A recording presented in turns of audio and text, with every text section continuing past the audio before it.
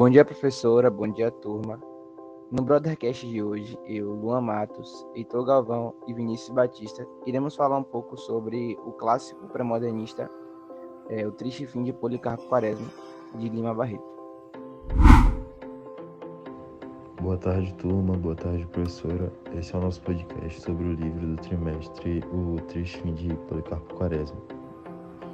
O livro trata, em resumo, de um patriota que é chamado Policarpo e ele é perdidamente apaixonado pelo Brasil.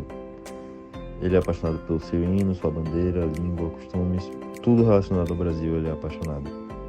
Ele recusa tudo que seja estrangeiro. Por esse motivo, ele é constantemente julgado por terceiros, porém isso não abala muito ele. E ele prefere continuar com o ideal de contribuir com sua pátria e exaltá-la sempre. Porém, após um longo estudo sobre seu país e algumas aulas de violão, o mesmo descobre que os costumes daqui não são bem daqui, originalmente, e sim são heranças de diversos países que foram interferindo de pouco a pouco na nossa cultura. Com isso, o major, porque ele tinha comprado o título de major, ele decide regredir ainda mais na história do Brasil e ele decide exaltar os seus nativos, aderindo aos costumes dos indígenas e exaltando o povo que já se encontrava aqui antes da colonização. Ele chega ao ponto de aprender o tupi e seu fanatismo é tanto que ele decide desistir das aulas de violão que ele estava tendo para começar a tocar maracas, que são de origem indígena. Com isso, ele também manda substituir a língua oficial do Brasil para o tupi-guarani, já que o português é originário de Portugal. E para ele o certo seria ser o tupi-guarani, já que é originalmente brasileiro.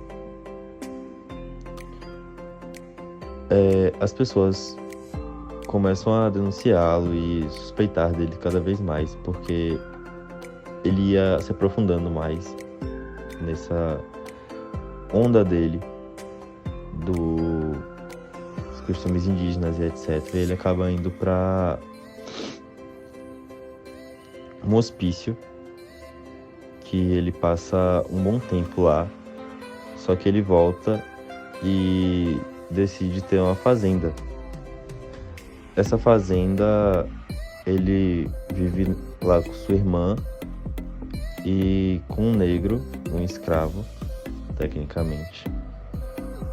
E já é na segunda parte do livro, onde ele decide desistir de salvar o Brasil por meio de sua cultura, como ele estava fazendo antes. E ele parte para a agricultura como forma econômica de salvar, etc. Só que ele também percebe que não dá certo, porque ele enfrenta diversos desafios, como corrupção, pragas e coisas relacionadas a problemas agrários.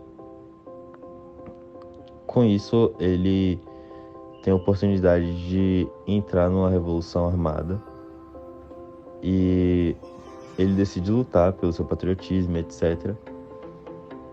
E ele é recompensado virando carcereiro de uma prisão. Só que nisso ele descobre um esquema corrupto, onde acabam matando os presos da revolução. Só que ele acaba discordando, porque por mais que eles fossem presos, eles ainda assim eram brasileiros. E pelo fato de eles serem brasileiros, Quaresma, na cabeça dele, ele acha que é por isso que eles mereciam piedade,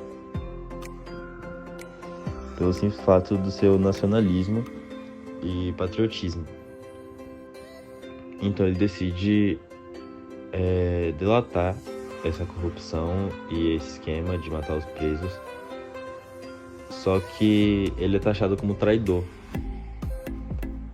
Então ele é mandado a fuzilamento, a pena de morte dele é fuzilamento. E ele acaba morrendo no mesmo país que ele tanto protegeu, que é o Brasil. Importante relatar também como Lima Barreto foi genial nessa obra, né? Trazendo características regionalistas, mostrando e valorizando a cultura popular brasileira. Uma linguagem formal que aproxima o leitor da obra e também mostrando o contexto social e político do Brasil naquela época, que é muito importante, tanto para a nossa geração como para futuras que virão. Não é à toa que ele é um dos maiores autores pré-modernistas. Continuando minha fala, vou retratar aqui um pouco sobre o personagem Policarpo. Policarpo é um personagem meio questionável, estranho, no começo da obra, mas aos poucos você vai gostando dele. Devido a situações constrangedoras e engraçadas, né? E também pelo seu fanatismo descontrolado pelo Brasil. É um nacionalista bem forte. Mas no fim, o Brasil, no caso, não foi recíproco com ele. Depois ele foi morto, né, no final do livro, que foi bem triste, como pena por ter lutado pela justiça dos carcerários. E nesse caso o Brasil não foi recíproco com ele nessa situação, o que foi meio broxante, entre aspas. Bom, o livro traz consigo em si muitas características, críticas sociais que aconteciam naquela época no Brasil, como por exemplo a escravidão, que mesmo após 1888 ter sido proclamada Lei Áurea, a escravidão nunca acabou, no caso, né? Ela se perdurou em outros moldes no Brasil. Também é o caso da corrupção, que acontece até hoje em dia. E no livro há duas situações bem interessantes, no momento da fazenda e da prisão. Com essa fala de Vinícius, finalizamos a segunda edição do Brothers Cast. Espero que tenham gostado. Até a próxima.